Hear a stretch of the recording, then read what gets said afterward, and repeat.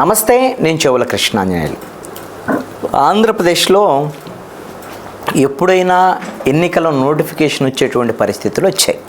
ఫిబ్రవరిలో నోటిఫికేషన్ వస్తాయని ప్రతిపక్ష పార్టీలు, అధికార పక్షం అందరూ కూడా మాట్లాడుతున్నారు. కానీ ప్రతిపక్షంలో ఉన్నటువంటి తెలుగుదేశము, జనసేన విషయంలో ఎందుకు స్లోగా ఉన్నారు? ఎందుకు ఎన్నికలకు సర్వసన్నద్ధత అనేటువంటిది తెలుగుదేశం జనసేన నుంచి కలపడటం లేదు? తెలుగుదేశం జనసేన మధ్య సీట్లకు సంబంధించినటువంటి పంపిణీకి సంబంధించినటువంటి వ్యవహారంలో ఏమైనా పొరపచ్చాలు ఉన్నాయా? ఇబ్బందులు ఉన్నాయా?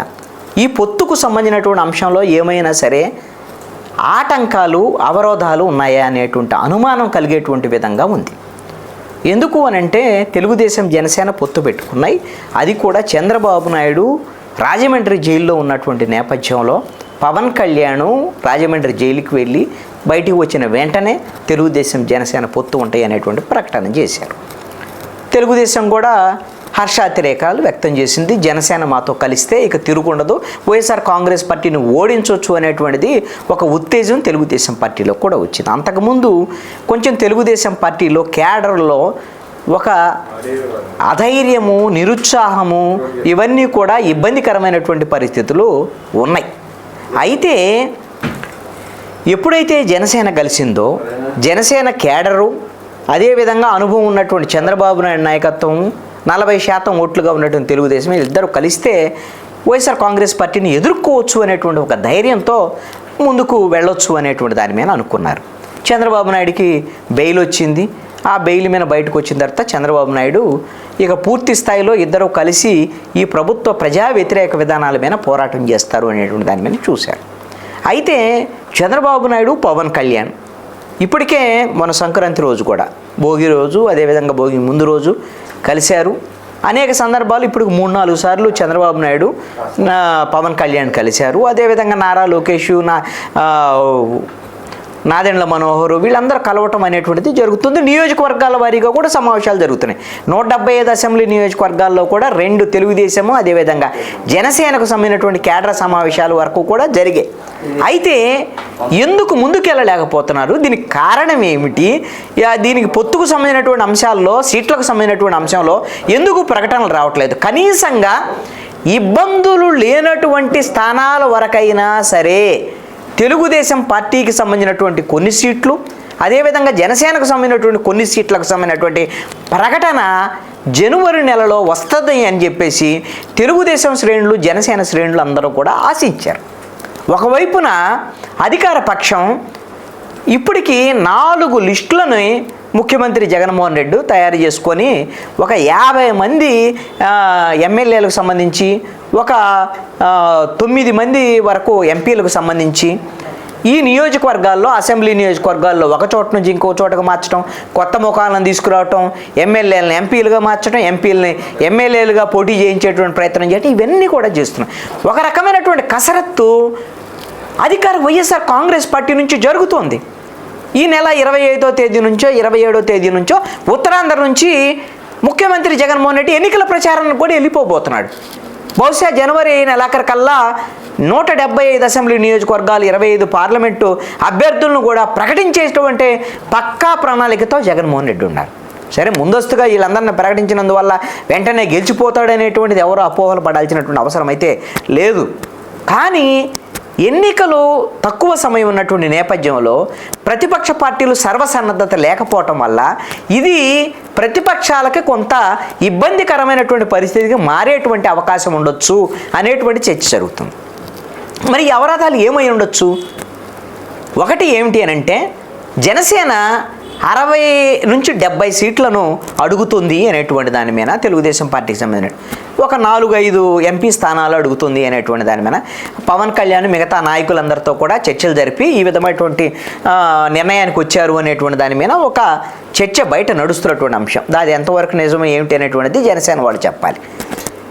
అదేవిధంగా ఇంకొక వైపు నుంచి అయితే మాత్రము ఇప్పుడు ఉన్నటువంటి పరిస్థితుల్లో 25 నుంచి 30 అసెంబ్లీ సీట్లు, 2 నుంచి 3 ఎంపీ సీట్లు మాత్రమే ఇవ్వగలుగుతారు. మిగతా చోట్ల అంత బలంగా జనసేన పార్టీ లేదు. ఒకవేళ అన్ని సీట్లు గెలిస్తే జనసేన ఓడిపోతే రేపొద్దున అది అధికార పక్షానికి వైఎస్ఆర్ కాంగ్రెస్ పార్టీకి ఉపయోగం జరిగేటువంటి అవకాశం ఉంది అనేటువంటి ఒక వాదనను కూడా తెలుగుదేశం పార్టీ తీసుకొస్తుంది. ఇది ఒక అంశం అయితే ఎన్ని సీట్లు అనేటువంటి దాని మీద ఒక అవరోధం, అది తేలనటువంటి అంశం. రెండవది ఏమిటంటే సీట్ల దగ్గర పలానా సీటు ఇది నాకు కావాలంటే నాకు అనేటువంటి దాని మీద ఇనీషియల్గానే ఈ విధమైనటువంటి ఘర్షణలు తలెత్తేటువంటి పరిస్థితి ఉంది. ఇప్పుడు విజయవాడకు సంబంధించినటువంటి విషయంలో విజయవాడలో 3 ఈస్టు వెస్టు సెంట్రల్కి సంబంధించినటువంటి 3 సీట్లలో ఒక సీటు మినిమంగా జనసేన పార్టీకి ఇవ్వాలి. అసలు వాస్తవంగా చెప్పాలంటే పీఆర్పీ ఇక్కడ పోటీ చేసినప్పుడు 2 సీట్లు గెలిచారు, 1 సీట్లో కొద్ది తేడాతో ఓడిపోయినటువంటి పరిస్థితి. అంత బలం ఉన్నటువంటి బేసు, కాపుల బేస్ ఉన్నటువంటి పార్టీ పీఆర్పీ అప్పుడే ఆ బలాన్ని చూపించారు. ఇప్పుడు జనసేన కనీసంగా 1 సీట్లో అన్న పోటీ చేయలేనటువంటి పరిస్థితి ఇబ్బందికరం. ఇప్పుడు వెస్ట్లో పోతిన మహేష్ జనసేన తరపున కొంత ప్రచారం చేసుకోవటం, నేను పోటీ చేస్తాననేటువంటి విధంగా. ఇంకొక వైపున తెలుగుదేశం పార్టీ బుద్ధా వెంకన్న నేను కూడా పోటీ చేస్తాను, మా తెలుగుదేశం పార్టీకి ఇవ్వాలి. తెలుగుదేశం పార్టీ వాళ్ళు మళ్ళీ పోటీ ప్రచారానికి వెళ్ళి నారా లోకేష్ దగ్గర పంచాయతీ పెట్టడం, ఇవన్నీ కూడా చర్చలు జరుగుతున్నటువంటి పని. ఇలాగా 1-2 నియోజకవర్గాలు కాదు, పిఠాపురం దగ్గర నుంచి మొదలైన గొడవ మొన్న తెనాలికి సంబంధించి అసలు నాదెండ్ల మనోహర్ పోటీ చేసేటువంటి మొట్టమొదటి సీట్ని పవన్ కళ్యాణ్ స్పష్టంగా ప్రకటన చేశారు. తెనాలి నుంచి నాదెండ్ల మనోహర్ పోటీ చేయబోతున్నారని పవన్ కళ్యాణ్ ప్రకటన చేసిన మొట్టమొదటి సీట్ ఇది. అక్కడ ఆలపాటి రాజాకు సంబంధించినటువంటి తెలుగుదేశం పార్టీ శ్రేణులందరూ కూడా లేదు ఆలపాటి రాజాకే ఇవ్వాల్సిందే, ఇది మీరు ఎట్టి పరిస్థితుల్లో కూడా తెలుగుదేశం కేటాయించాలి, అవసరమైతే జనసేనకు కావాలంటే గుంటూరు 2 ఏదైనా ఇవ్వండి కానీ తెనాల్లో ఇవ్వద్దు అనేటువంటి తెలుగుదేశం పార్టీ సంబంధించినటువంటి వాళ్ళు గొడవ చేసేటువంటి.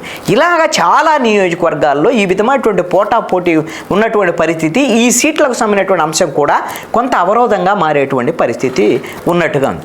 ఇక అన్నిటికన్నా జటిలమైనటువంటి సమస్య ఏమిటి అంటే వీళ్ళిద్దరు పొత్తులో ఉన్నారు సరే, వీళ్ళిద్దరు సీట్లు పంచుకోవడానికే కొంత ఇబ్బంది ఉంది.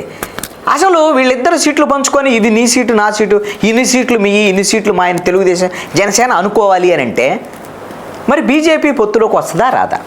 మరి బీజేపీ పొత్తులోకి వస్తే వాళ్ళకైనా సీట్లు ఇవ్వాలి, ఆ సీట్లు ఎక్కడ ఇవ్వాలి? వాళ్ళే రేపొద్దున ఏమడుగుతారు, రేపొద్దున వాళ్ళ కోసం ఏమి కేటాయించి పక్కన పెట్టి ఉంచాలి?